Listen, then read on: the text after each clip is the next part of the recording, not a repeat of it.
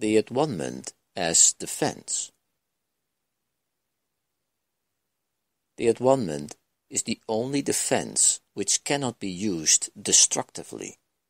That is because while everyone must eventually join it, it was not a device which was generated by humanity.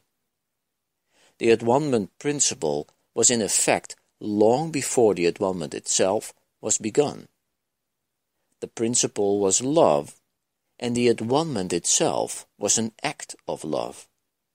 Acts were not necessary before the separation, because the time-space belief did not exist.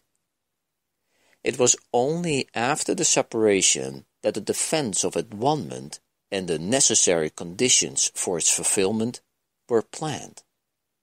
It became increasingly apparent that all of the defenses which humanity can choose to use constructively or destructively were not enough to save it.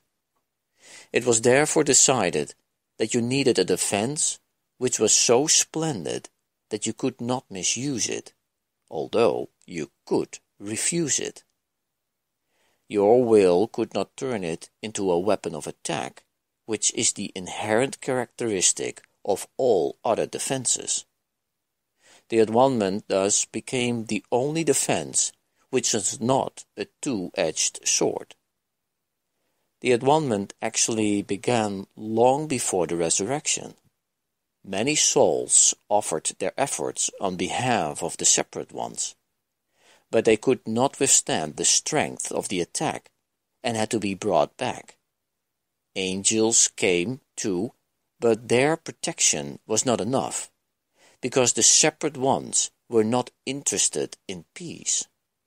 They had already split themselves and were bent on dividing rather than reintegrating.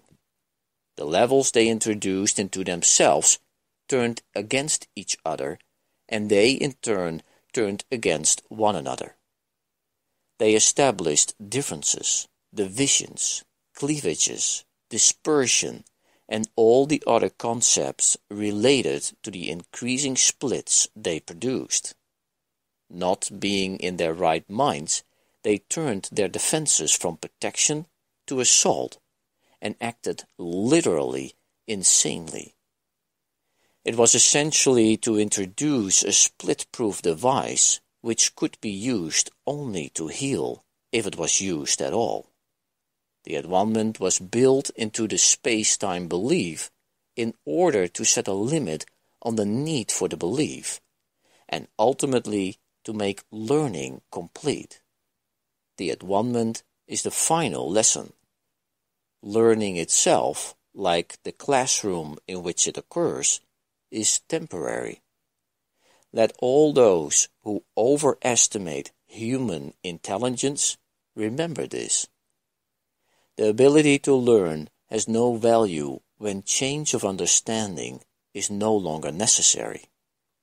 The eternally creative have nothing to learn. Only after the separation was it necessary to direct the creative force to learning, because changed behavior had become mandatory. Human beings can learn to improve their behavior and can also learn to become better and better learners.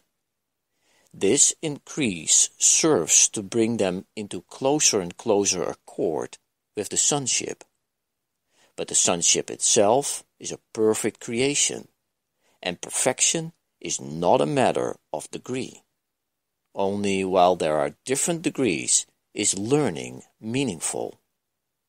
The evolution of humankind is merely a process by which you proceed from one degree to the next. You correct your previous missteps by stepping forward. This represents a process which is actually incomprehensible in temporal terms, because you return as you go forward. The atonement is the device by which you can free yourself from the past as you go ahead. It undoes your past errors, thus making it unnecessary for you to keep retracing your steps without advancing toward your return. In this sense, the atonement saves time, but like the miracle which serves it, does not abolish it.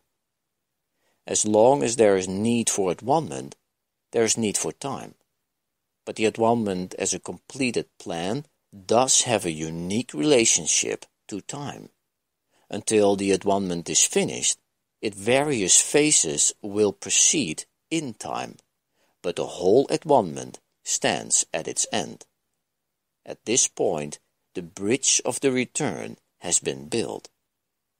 If you find discussing of the atonement upsetting, it is because the atonement is a total commitment. You still think this is associated with loss. This is the same mistake all the separate ones make in one way or another. They cannot believe that a defense which cannot attack is the best defense.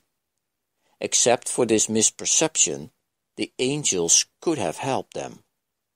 What do you think the meek shall inherit the earth means? They will literally take it over because of their strength. A two-way defense is inherently weak, precisely because it has two edges.